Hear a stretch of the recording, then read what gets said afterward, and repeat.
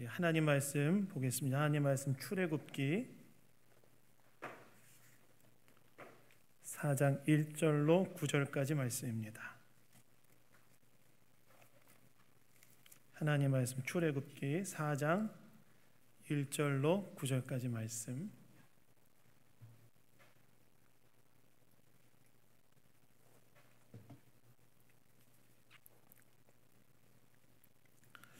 다 찾으셨으면 저와 함께 교독하도록 하겠습니다.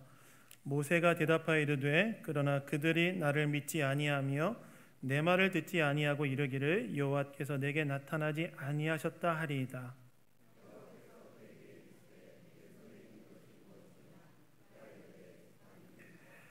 여호와께서 이르시되 그것을 땅에 던지라 하시매 곧 땅에 던지니 그것이 뱀이 된지라 모세가 뱀 앞에서 피하매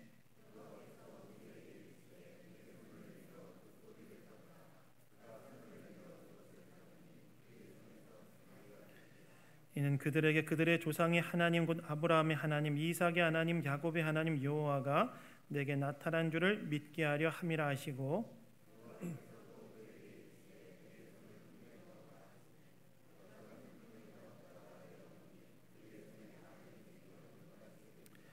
이르시되 내 손을 다시 품에 넣으라 하시매 그가 다시 손을 품에 넣었다가 내어보니 그의 손이 본래의 살로 되돌아왔더라.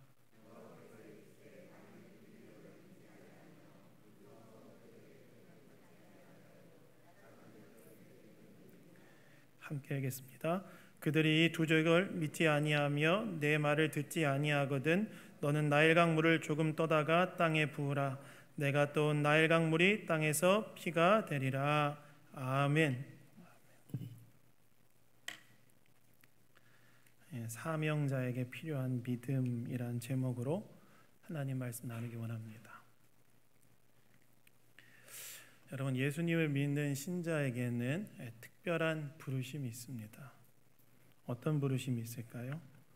예수를 믿는 신자에게는 바로 복음을 전파하고 영혼을 구원하고 제자를 만들라는 그런 부르심이 있습니다. 그래서 부활하신 예수님께서 승천하시기 직전에 제자들에게 주셨던 마지막 명령은 무엇이었습니까? 너희는 가서 모든 민족으로 제자를 삼아 아버지와 아들과 성령의 이름으로 세례를 베풀고 내가 내게 분부한 모든 것을 가르쳐 지키게 하라. 부활하신 예수님께서 승천하시기 직전에 제자들에게 주셨던 명령은 무엇이냐면 복음을 전파하고 영혼을 구원하고 제자를 삼으라. 그러한 명령을 주셨다는 거예요. 그래서 여러분, 저와 여러분이 정말 예수님을 구주로 영접을 했다면, 예수님을 구원자이자 주인으로 저와 여러분이 예수를 영접했다면 우리 모두는 복음을 전파하고 영혼을 구원하고 제자를 만드는 이 일로 부름받았다고 할 수 있습니다. 누구 한 사람도 열애가 없어요. 모두가 다 이 일로 부름을 받은 것입니다. 그래서 여러분, 이것을 무엇이라고 말하냐면 신자의 사명이라고 얘기하죠. 그래서 저와 여러분에겐 여러분 다 사명이 있습니다. 바로 복음을 전파하고 영혼을 구원하고 제자 만드는 사명. 저와 여러분에겐 다 이 사명이 있다는 거예요. 근데 여러분, 이 사명을 받아들이는 데 있어 우리 안에 해결해야 될 문제가 있어요. 어떤 문제이냐? 두려움의 문제를 해결해야 됩니다. 두려움의 문제. 어떤 두려움이 있습니까? 이 사명을 적극적으로 나의 사명으로 딱 받아들였을 때 우리 안에 생겨나는 두려움이 뭐가 있냐면, 제 마이크 소리 잘 들리나요? 네. 제가 휴가 갔다 와서 목이 조금 잠겨와가지고 너무 뜨겁게 놀았나? 어떤 두려움이 있냐면 이 사명을 따라 살아갈 때 사람들에게 거절당하지 않을까 하는 두려움이 있고, 또 이 사명을 따라 살아갈 때 내 삶이 지켜질 수 있을까? 생존에 대한 두려움이 있고, 또 이 사명을 따라 살아갈 때 정말 이 삶이 가치 있는 삶이 될 것인가에 대한 두려움이 있습니다. 오늘 본문은 이스라엘 백성을 구원하라는 하나님의 부르심 앞에서 우리와 같은 두려움 가운데 있는 한 사람, 즉 모세의 두려움을 하나님께서 극복하게 하시는 장면인데요. 오늘 말씀을 통해서 이 사명 앞에 우리 안에 있는 두려움을 어떻게 극복해야 되는지 이 주일 아침에 생각해 보기를 원합니다. 여러분, 오늘 본문을 보시면 오늘 본문은 하나님께서 애굽의 압제 가운데 있는 이스라엘 백성을 구원하기 위하여 모세를 부르시는 장면의 일부입니다. 근데 오늘 본문을 보시면 모세가 자신을 애굽으로 보내시려는 하나님의 이 부르심 앞에서 한 가지 걱정을 하나님께 털어놓아요. 하나님께서 모세에게 애굽으로 가라. 그래서 이스라엘 백성들을 압제로부터 구원해라. 하나님께서 이 사명을 주셨는데 모세가 한 가지 걱정을 하나님께 털어놓는다는 거예요. 어떤 걱정을 털어놓았느냐? 이런 걱정을 털어놓았습니다. 자신이 가서 이스라엘 백성에게 하나님께서 자신을 보내셨다고 말한다 하더라도 이스라엘 백성들이 하나님께서 자신에게 나타나셨다는 사실을 믿지 않고 자신의 말도 믿지 않을 것이다 라는 걱정이었어요. 다시 말해서 하나님께 자신을 보내셨다고 이스라엘 백성들한테 가서 이야기를 한다 하더라도 이스라엘 백성들이 자신을 믿지 않고 자신의 말을 믿지 않고 자신을 거절할 것에 대한 염려를 하나님께 표현했다는 거예요. 그런데 여러분, 사실 하나님께서는 바로 직전에 이스라엘 백성들이 모세의 말을 믿을 것이다 라고 말씀하세요. 3장 18절에 보시면 뭐라고 나와 있습니까? 그들이 내 말을 들으리니 이렇게 나와 있어요. 즉 이스라엘 백성들이 모세의 말을 받아들일 거라고 하나님께서 바로 직전에 말씀하셨는데 그럼에도 불구하고 모세는 지금 무엇을 염려하고 있냐면 이스라엘 백성들이 자신의 말을 믿지 않을 것에 대해 그리고 자신을 거절하고 배척할 것에 대해서 염려하고 있다는 거예요. 여러분, 왜 모세는 이런 염려를 했을까요? 하나님께서 가면 네 말을 들을 것이다 이렇게 바로 직전에 말했음에도 불구하고 왜 모세는 그들이 내 말을 믿지 않을 것입니다 라고 염려했을까요? 그가 염려했던 이유는 바로 과거의 실패의 경험 때문에 그랬어요. 여러분, 모세는 이미 40년 전에 애굽의 압제 가운데 있는 이스라엘 백성을 구원하기 위하여 이스라엘 백성을 학대하던 애굽인을 죽인 일이 있지 않습니까? 그런데 그 경험이 무엇으로 이어졌어요? 적어도 이스라엘 백성들이 자신을 환영해 줄 거라고 생각했는데 어떤 경험을 합니까? 오히려 이스라엘 백성들에게 배척당하는 경험을 하지 않습니까? 그래서 애굽인을 죽이고 난 다음 날 싸우고 있는 이스라엘 백성들을 말리면서 잘못한 사람에게 왜 동포를 치느냐라고 질문하니까 그 이스라엘 백성이 뭐라고 말했어요? 누가 너를 우리를 다스린 자와 재판관으로 삼았느냐라고 이야기하면서 모세를 배척하고 애굽 사람을 죽인 것처럼 나도 죽이려고 하느냐라고 이야기하면서 애굽인을 죽인 것이 노출되어 미디안 광야로 도망가 40년 동안 살지 않았습니까? 그러니까 모세는 지금 과거의 실패를 떠올리는 거예요. 과거의 실패. 과거에 이스라엘 백성을 구하려다가 그들에게 배척당하고 또 이로 인해 자신을 죽이려고 하는 바로를 피해 미디안으로 도망쳤던 실패의 경험이 하나님께서 이미 이스라엘 백성들이 너희 말을 들을 것이다 했음에도 불구하고 그들이 자신을 믿지 않고 배척할 것이다에 대한 두려움으로 이어진 것입니다. 즉 모세 안에는 사람들에게 거절당할 것에 대한 두려움이 있었다는 거예요.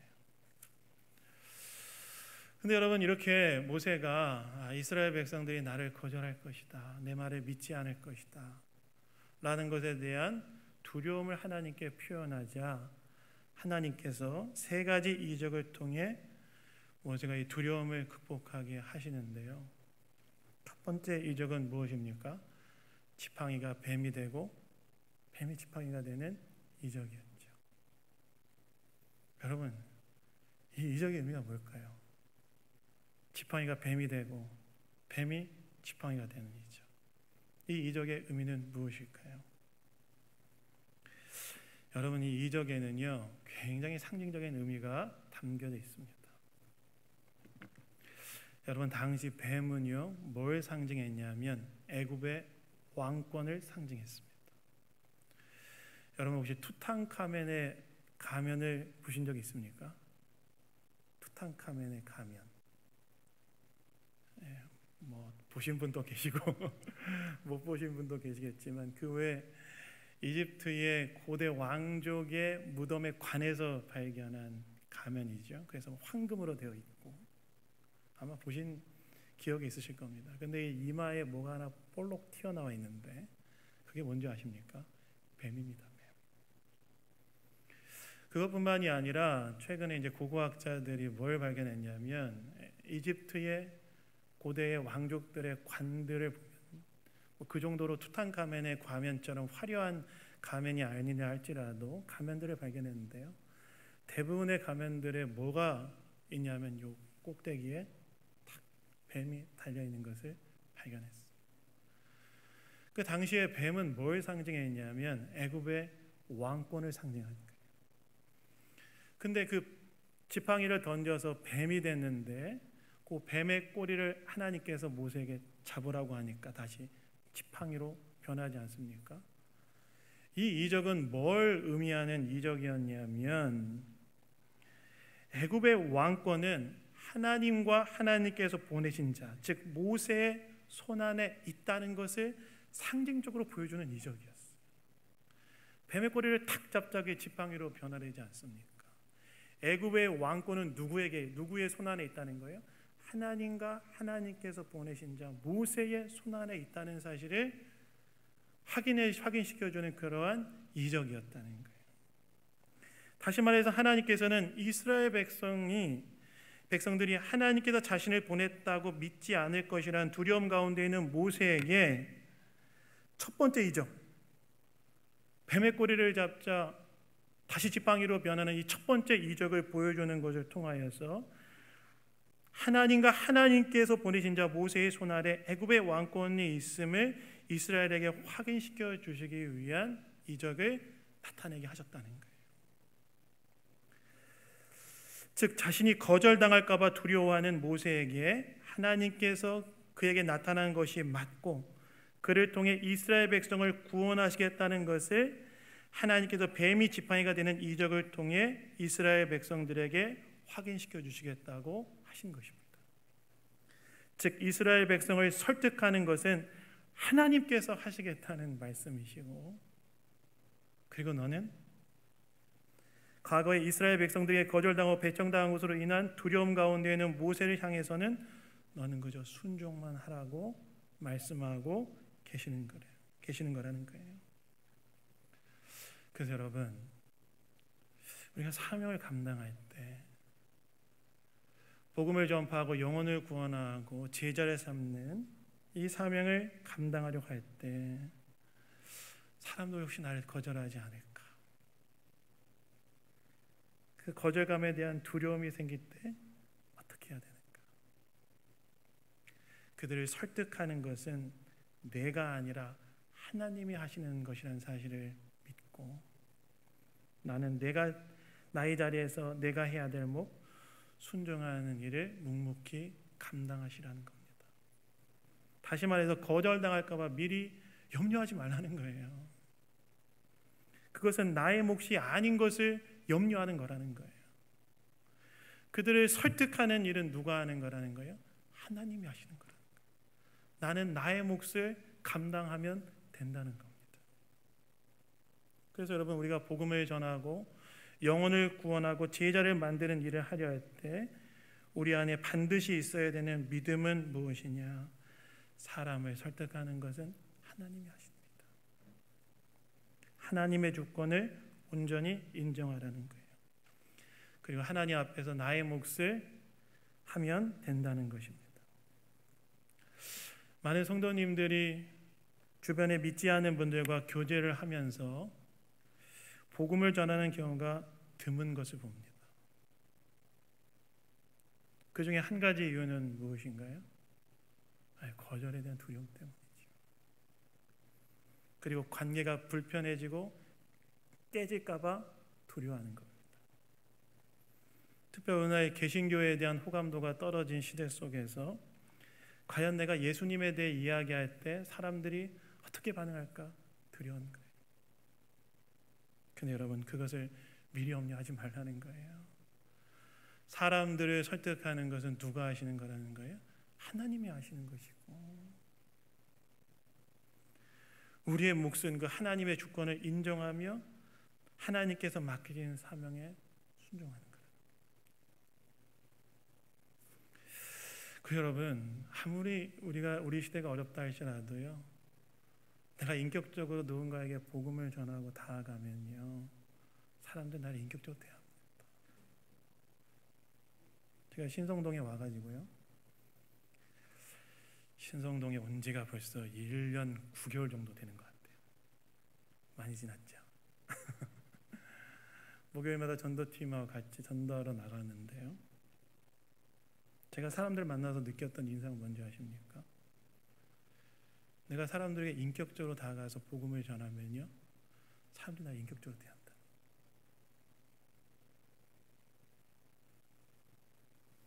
물론 복음에 대한 사람들의 반응은 다양합니다. 어떤 분들은 믿으세요. 거기서 영접하세요.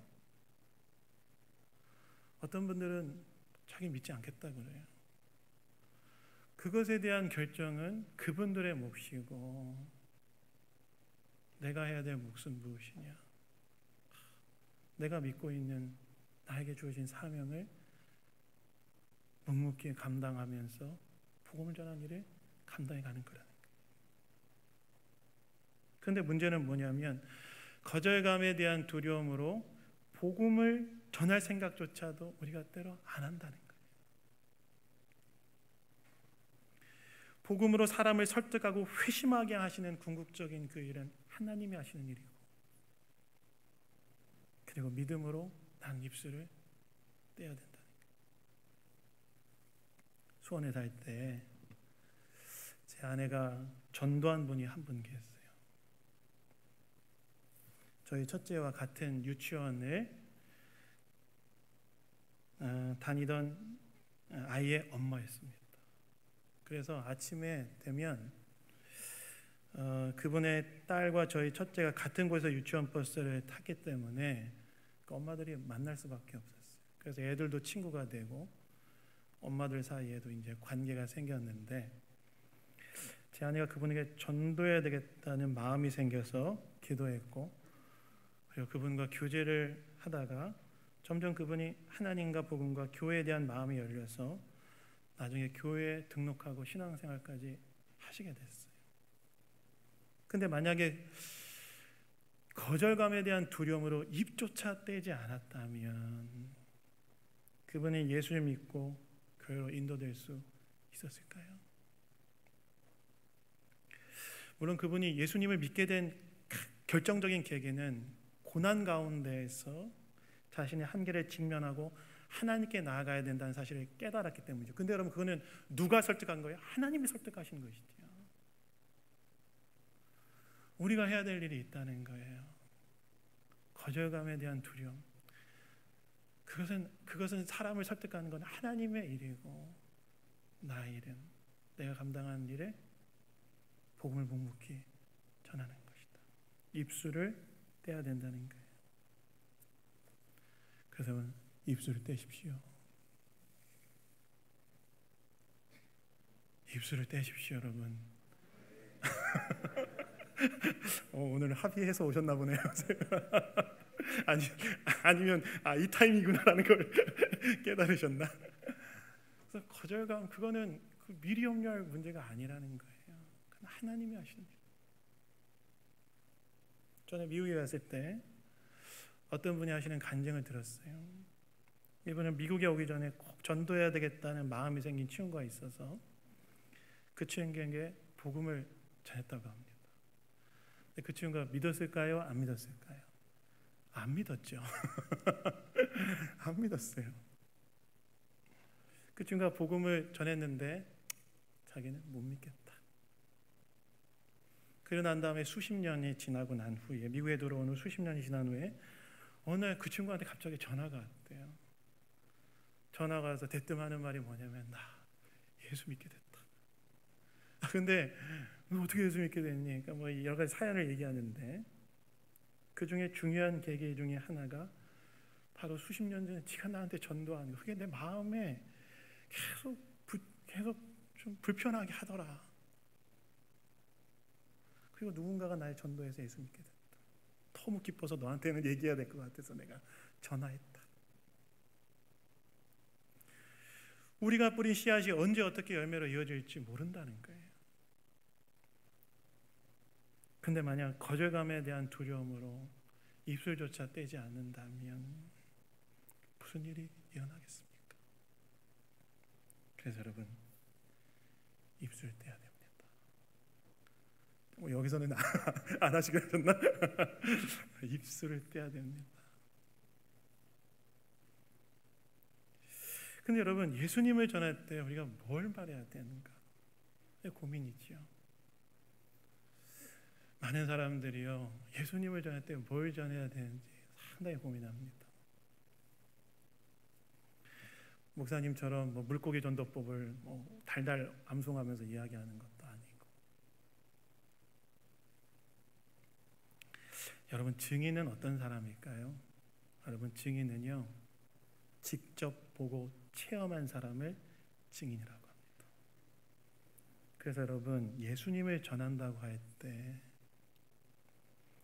내가 만난 예수님을 솔직하게 이야기하면 돼요.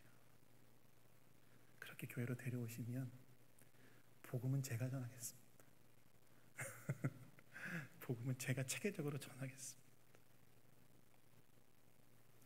예수 믿기 전과 예수 믿고 난 후에 내 삶의 변화, 사소한 변화. 제가 전에 어떤 분 간증을 하나 들었는데요, 제가 예수 믿고 난 후에 가장 큰 변화가 뭐냐, 남편이 불쌍해졌대요. 간증을 하는데, 예수 믿고 나고 예수 믿고 전과 믿고 난 후에 가장 큰 변화, 남편 예전에 믿기 전에 그렇게 남편이 미웠는데 남편이 불쌍해졌대요. 그 시시한 것 같지만 그게 간증 아니겠습니까? 또 어떤 분 제가 간증을 들었는데, 예수 믿기 전과 예수 믿고 난 후의 변화. 옛날에 인생이 이렇게 공허하고 외로웠는데 예수 믿고 나니까 의지할 분이 생기니까 의지도 되고 마음의 그 공허함도 좀 채워지는 것 같더래요. 그런 변화. 저는 그 별거 아닌 것처럼 보이는 우리가 대단한 변화가 있는 사람도 있겠죠. 그러나 그 작은 변화, 내가 예수님 믿음으로 말미암아 변화된 작은 변화들을 나누면 돼. 그래서 어제 저녁에 준비하고 어젯밤에 주원이한테 물어봤어요. 주원아, 너는 예수 믿기 전과 믿고 난 후에 어떤 변화가 있니? 뭐라고 했을까요? 없는데. 그래서 생각해 보니까 얘는 엄마 뱃속부터 이제 신앙을 갖고 있기 때문에 그렇게 큰 변화가 잘 모르겠을 수 있겠다 생각을 했는데, 여러분도 있지 않습니까? 예수 믿기 전과 믿고 난 다음에 전 돌아보니까요, 삶의 진정한 이유, 의미와 목적을 제가 발견했더라고요. 예수 믿고 난 다음. 제가 전에 어떤 분 간증을 들었는데, 이분 진짜 전도 많이 했어요. 어떻게 전도한 줄 아십니까? 이건 알코올 중독자였어요. 근데 예수 믿고 술 끊었어요. 그럼 큰 은혜죠. 같이 술 친구들이 저 인간이 술을 끊다니. 우리랑 같이 술 먹고 고래고래 소리 지르던 저 인간이 술을 끊다니. 도대체 저 인간을 변화시킨 예수는 누구냐? 궁금해서 교회로 왔대요. 그래서 목사님이 다 전도하고 예수 전해서 다 예수 믿고 변화가 일어났다는 거 아니겠습니까? 여러분, 예수 전하는 거 어려운 거 아닙니다. 여러분, 예수 믿고 변화된 거 있잖아요. 큰 거 얘기하는 거 아니에요. 그거 나누는 게 전도예요. 내가 경험했던 예수. 사마리아 성에서 사마리아 여인 예수님 만나고 숨어 있었던 그 정오의 뜨거운 햇볕을 맞으면서 물들어 나왔던 그 여인이 예수님 만나고 변화되어서 가서 사람들에게 예수님을 알렸던 거 아니겠습니까? 그래서 내가 만난 예수, 그 예수님을 전하시기 바랍니다. 그래서 여러분, 사명자에게 필요한 믿음은 무엇이냐? 사명자에게 필요한 믿음은 하나님께서 하나님의 일을 하신다. 나의 목소리를 일하면 하나님께서 하나님의 일을 하신다. 여러분, 이 믿음으로 내 주변에 믿지 않는 사람들에게 예수 전하시는 저와 여러분 다 되기를 예수님 이름으로 축원합니다. 두 번째는요, 그렇게 사명을 위해 헌신할 때 하나님께서 내 삶을 책임져 주신다는 사실을 믿어야 된다는 거예요. 여러분, 오늘 본문을 보시면 하나님께서 두 번째 이적을 행하게 하시죠. 그게 뭐냐면 나병 이적이에요. 나병 이적. 손에 손을 넣었는데 탁 꺼내니까 나병이 되고, 다시 손을 넣었다가 꺼내니까 정상으로 돌아왔죠. 여러분, 이 이적의 의미는 무엇일까요? 이 이적의 의미는 당시 나병은요, 여러분, 한 번 걸리면 고칠 수 없는 불치병이었습니다. 그런데 하나님께서 그의 손에 나병이 일어나게 하시고 그리고 나병에 걸린 손을 깨끗하게 하시는 이적을 보여주신 거예요. 이것은 뭘 의미하느냐? 사람의 생명과 죽음이 하나님께 속해 있다는 사실을 보여주시는 이적이었습니다. 여러분, 이스라엘 백성들이 애굽에서의 탈출을 이야기할 때 어떤 의미로 다가왔을까요? 목숨을 거는 일이지 않았겠습니까? 노예된 자신들이 애굽에서 나가겠다고 하면 애굽의 바로가 가만두겠습니까? 그래서 애굽에서의 탈출은 그들의 생명을 거는 일이었어요. 그렇기 때문에 이 일에 참여한다는 건 이스라엘 백성들에게 두려운 일이었을 겁니다. 그런데 나병이 생겼다가 온전케 되어지는 이적을 이스라엘 백성들이 본다면 하나님께서 생명과 죽음의 주관자라는 사실을 알고 생명을 걸고 참여할 수 있는 이유가 되었겠지 않습니까? 모세한테는 어땠을까요? 모세한테 이 이적은 더 특별한 의미가 있었어요. 모세는 과거에 이스라엘 백성들을 구원하려 하다가 애굽인을 죽이고 그로 인해 바로가 자신을 죽이려고 하여 미디안 광야로 도망친 일이 있지 않습니까?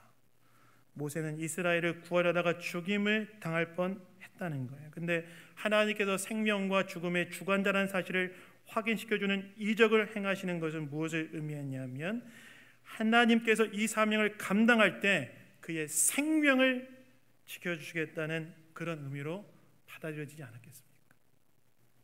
즉 나병 이적은 모세에게는 하나님께서 그의 생존을 책임지겠다는 그런 뜻이었다는 거예요.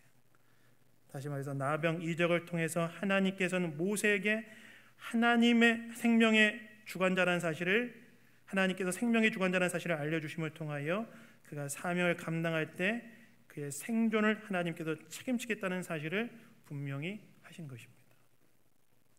그래서 여러분, 우리가 복음을 전하고 영혼을 구원하고 제자를 만드는 일을 할 때 이 사명을 감당할 때 한 가지 더 확신해야 될 일이 있어요. 뭔지 아십니까? 하나님께서 그 일을 할 때 우리의 생존을 책임져 주신다. 생존은 무엇입니까? 살아남는 걸 말하죠. 삶을 이야기하지 않습니까? 우리가 사명을 위해 살아갈 때 하나님께서 우리의 삶을 책임지시고 우리의 필요를 공급해 주신다는 사실을 믿어야 된다는 거예요. 이제 여러분, 예수님께서 뭐라고 말씀하셨어요? 예수님께서 뭐라고 말씀하셨습니까? 너희는 먼저 그의 나라와 그의 의를 구하라. 그리하면 이 모든 것을 너희에게 더하시리라. 너희는 먼저, 이 먼저는 둘째가 없는 먼저거든요. 먼저 너희가 전심으로 구해야 될 한 가지가 있다면 하나님 나라, 그분의 통치가 세상에 확장되어지는 것이다. 쉽게 말하면 복음을 전하고 영혼을 구원하여 제자 만드는 일을 말합니다. 이것을 하면 하나님께서 이 모든 것을 더해 주실 것이다. 너희가 염려하는 너희의 필요를 하나님께서 공급하시고 채우신다는 거예요. 그래서 여러분, 우리가 사명을 위해 살면 하나님께서 삶을 책임져 주시고 우리의 필요를 채우신다는 사실을 믿어야 됩니다. 제가 전에 어떤 분 설교를 듣는데요, 그분이 마태복음 6장 33절을 설교하시면서 자기가 가정이 어려운 집에 가서 기도할 때 겉으로는 하나님 이 가정의 필요를 채워주세요 라고 기도하지만 속으로 정말 하나님께 기도하는 건 뭐냐면, 하나님 이 가정이 먼저 하나님 나라를 구하게 해주세요. 왜 그럴까요? 그 약속 있잖아요. 이 모든 것을 채워주시겠다 하셨죠. 그래서 사명을 위해 살아갈 때 하나님이 우리의 필요를 채워주신다. 그래서 여러분, 우리가 사업을 할 때도요, 단순히 사업을 통해서 이윤을 얻는 것만이 목적이 되어서는 안 됩니다. 신자는 한 발자국 더 고민해야 됩니다. 무엇을 고민해야 되냐면, 사업을 해서 이윤을 얻어 이 이윤으로 하나님 나라를 확장하는데 어떻게 기여할지에 대해서 고민해야 돼요. 그때 하나님께서 우리의 사업에 필요한 것들을 더해 주시고 채워주신다. 여러분, 혹시 순창고추장 아세요? 네, 순창고추장 아시죠? 그 창업주가 권사님이시라는 거 아십니까? 그분이 순창고추장을 시작할 때 하나님께 이렇게 기도했대요. 하나님, 제가 돈 많이 벌게 해달라고 기도하진 않겠습니다. 다만 이 일을 통해서 교회를 세우고 하나님의 일을 많이 할 수 있도록 고추장 팔 곳을 열어주십시오. 기도했대요. 그래서 여러분 다 고추장 드시고 계시잖아요. 그 고추장으로 떡볶이도 드시고 계시고. 근데 하나님께서 그 기도를 들으시고 정말 나중에 한번 보세요. 참 많은 우여곡절 끝에 고추장의 팔로가 확 열리고 그분이 그것으로 교회를 세우고 하나님 나라 확장하는 일을 하시더라고요. 여러분, 경부고속도로 타고 올라가다 보면 그 가끔 큰 간판 있죠. Jesus loves you라고 써 있는 그 밑에 고려 은단 이렇게 써 있는. 그분도 여러분 어떻게 은단 사업을 시작하셨냐면, 새벽 기도를 마치고 돌아가다가 목사님을 만나서 인사를 하는데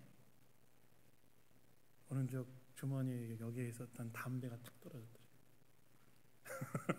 그래서 이제 서로 잠시 침묵이 있다가 그 담배를 들고 도망쳤는데 그 자신의 모습이 너무나 수치스럽대요. 너무나 수치스러웠대요. 그래서 담배를 버리면서, 하나님, 제가 담배를 이제는 여기에서 담배가 떨어지는 사람이 아니라 복이 떨어진 사람 되고 싶습니다. 그러면서 은단을 싣기 시작했는데 그 은단을 싣다가 사람들의 건강도 건강하게 하고 하나님 나라를 확장할 수 있는 일이겠다 싶어. 은단 사업을 시작하고 나중에는 이 경부고속도로를 다 예수님이 너를 사랑하신다. 그래서 여러분, 사명을 감당하면요, 하나님 우리의 필요를 채워주십니다. 제가 얘기했잖아요. 저희 집에 항아리 쌀 떨어졌을 때, 지금 이번에 항아리 바꿨습니다. 제 아내가 수십 년 동안 저희 집에 있었던 그 쌀도 이번에 바꿨는데요, 하나님 나라 위해 살아갈 때 하나님 쌀을 주시더라고요. 그래서 여러분, 사명을 위해 살아갈 때 하나님이 내 필요를 채워주신다. 하나님, 저희 필요가 없습니다. 하나님, 이거 연결시켜 주세요. 그것도 기도해야 되겠지만, 하나님, 제가 사명을 위해 살겠습니다. 하나님 필요를 채워주신다. 그래서 여러분 사업하시는 분들은요, 내 사업을 통해서 이윤을 얻는 걸 넘어 어떻게 하나님 나라에 기여할지를 고민할 때 하나님이 더해 주시는 은혜를 더 풍성하게 경험하게 될 줄로 믿습니다. 마지막으로는 여러분, 이것이 되게 하찮아 보일지라도 이게 진짜 가치 있는 거라는 사실을 기억하라는 거예요. 오늘 본문을 보시면 하나님께서 만약에 이스라엘 백성들이 두 가지 이적을 통해서도 믿지 않는다면 나일 강을 떠나 땅에 부어라, 피가 될 것이다. 여러분, 고대 애굽에서 나일 강은요, 애굽의 모든 부의 원천이었습니다. 그래서 애굽인들은 나일 강을 신으로 섬겼어요. 근데 하나님께서 모세에게 이것을 통해서도 믿지 않으면 나일 강을 떠나 땅에 부어라, 그럼 피가 되게 할 것이다. 이건 뭐냐면 애굽의 생명의 원천이었던 나일 강을 죽음의 징조가 되게 만들겠다. 이 말은 어떤 말이냐면 내가 무슨 일을 해서든지 내가 이스라엘 백성을 구원해낼 것이다, 이런 뜻이었어요. 이 말은 어떤 말이냐? 하나님께서 세상을 구원하는 이 일을 포기하지 않으실 거라는 거예요. 이 세상 끝날까지 이 일을 하실 거라는 거예요. 그리고 바로 이 세상을 구원하는 이 역사가 세상의 진정한 역사라는 사실을 알아야 된다는 거예요. 우리가 알아야 된다는 거예요.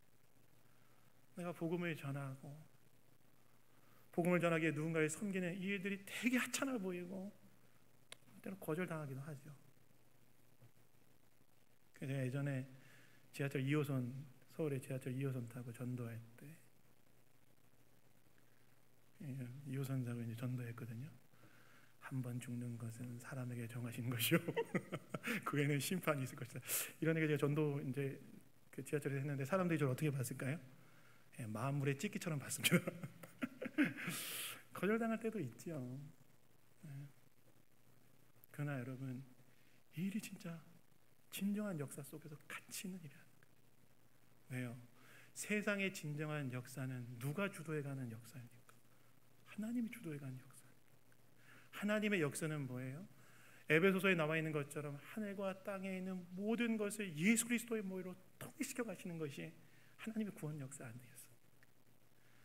내가 하는 일이 복음을 전하고 누군가를 복음 전하기에 섬기고 하는 것들이 참 하찮아 보인다 할지라도 그것이 이 세상의 진정한 역사라는 사실을 기억하시고 가치를 알고 믿으라는 거예요.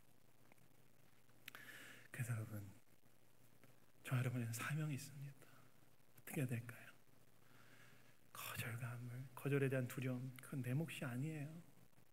그래서 입을 떼십시오. 자, 우리 옆 사람에게 얘기해 봅시다. 아니, 뒷사람한테 얘기해볼까요? 앞 뒷사람한테 얘기해봅시다. 입을 뗍시다. 한번 해봅시다. 시작.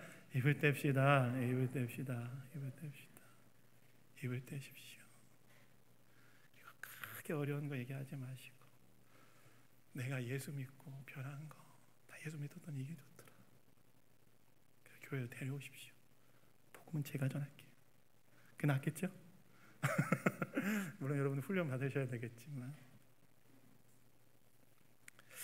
여러분, 하나님께서 우리에게 사명을 주셨습니다.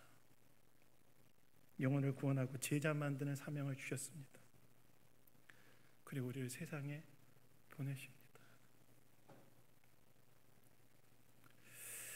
하나님께서 그 일을 하실 거라는 믿음으로 여러분 순종하시고 또 사명을 감당할 때 하나님 내 삶을 책임지시고 축복해 주실 거라는 믿음으로 그 사명 감당하시고 이것이 진정으로 가치 있는 일임을 기억하시고 이 사명을 감당하심으로 우리 양문교회가 이 땅에서 정말 주님 기뻐하시는 사명을 감당하는 공동체로 더 아름답게 세워져가는 은혜가 있기를 예수님 이름으로 축원합니다. 제가 기도하겠습니다. 하나님 아버지, 감사합니다. 예수 믿어 구원받은 것도 감사한데 복음을 전파하고 영혼을 구원하며 제자 만드는 사명을 우리에게 주시니 감사합니다. 이 사명을 감당하기에 필요한 믿음을 우리 안에 새롭게 하시고 우리가 이 사명을 잘 감당하는 자들로 세워져 갈 수 있도록 인도하여 주시옵소서. 모든 것 주님께 맡겨드리며 우리를 구원하신 예수 그리스도 이름으로 기도드렸습니다. 아멘.